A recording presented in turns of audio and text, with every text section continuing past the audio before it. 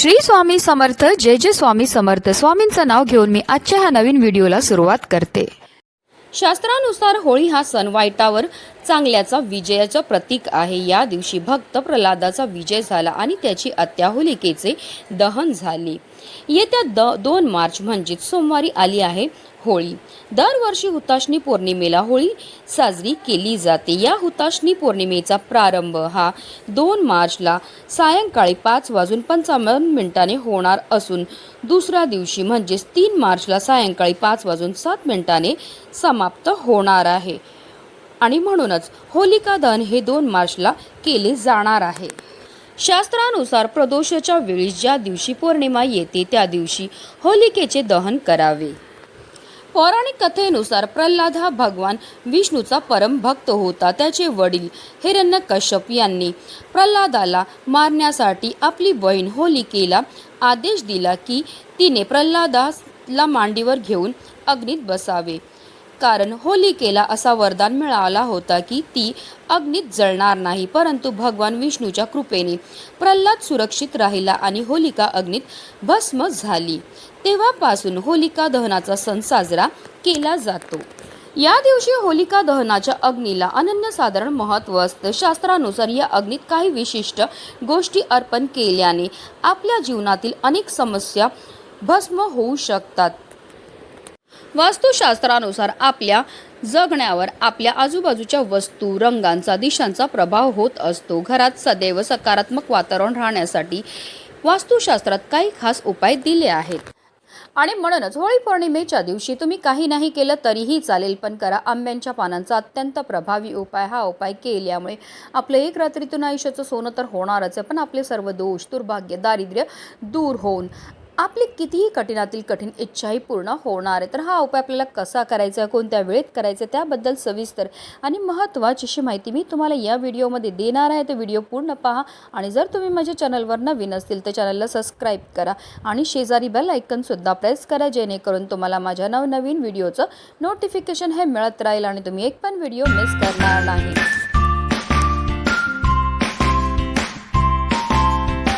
शास्त्रानुसार रक्षाबंधन आणि होलिका दहन यासह काही विधी भद्र काळात करू नये.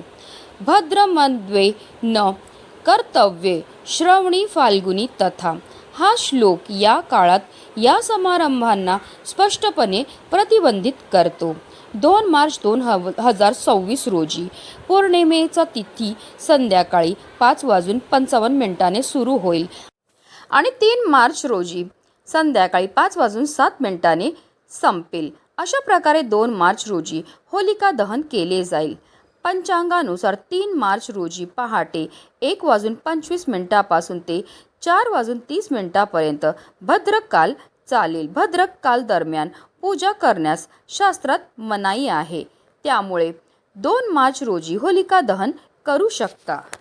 होलिका दहनाचा शुभ काळ हा 2 मार्च रोजी संध्याकाळी 6:22 पासून ते रात्री 8:50 पर्यंत असेल. या काळात योग्य विधी करून होलिका दहन करणे शुभ आणि फलदायी ठरेल. होळीच्या दहनाने अशुभावर विजय किंवा असत्यावर विजय म्हणून आपण त्याच्याकडे पाहतो. होलिका दहनाच्या वेळेस आपण काही व्यक्तींना काही वस्तू ज्या आहेत त्या पेटत्या होळीमध्ये टाकताना पाहत असतो. तर त्यामागे सुद्धा आपल्या शास्त्रामध्ये काही कारणं ही दिली गेली आहेत. जर आपण पेटत्या आगीमध्ये काही विशेष वस्तू टाकल्या तर त्यामुळे आपल्या जीवनामध्ये असणाऱ्या ज्या संकट आहेत, समस्या आहेत, आर्थिक अडचणी आहेत, त्यापासून आपल्याला मुक्तता मिळण्यामध्ये मदतही मिळत असते. हिंदू संस्कृतीनुसार आंब्याचे झाड, पिंपळ, बेल आणि तुळशीचे झाड हे सर्वात पवित्र आणि शुभ वनस्पती आहेत.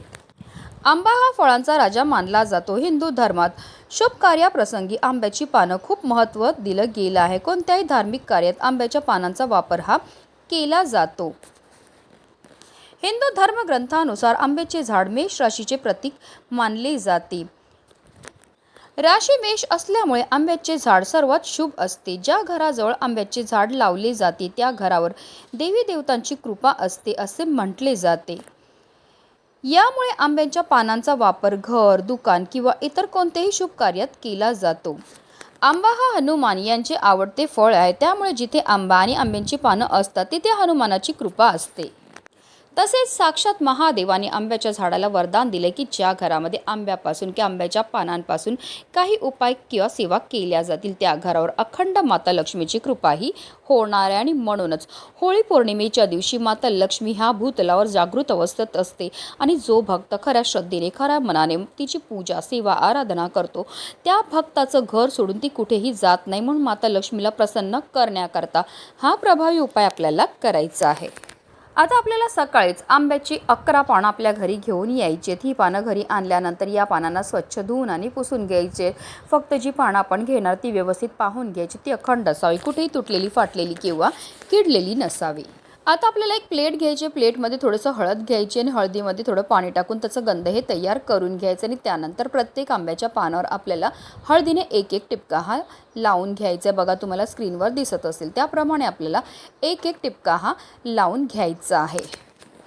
असा हा हळदीचा टिळा लावल्यामुळे आपल्या कुंडलीतील गुरुग्रह हा बलवान होतो आणि जर आपल्या कुंडलीतील गुरुग्रह बलवान झाला तर आपल्या जीवनामध्ये असणाऱ्या आर्थिक समस्यांपासून आपल्याला मुक्तता हे मिळत असते। आता या 11 पानांपासून आपल्याला एक तोरण हे तयार करून घ्यायचं आहे।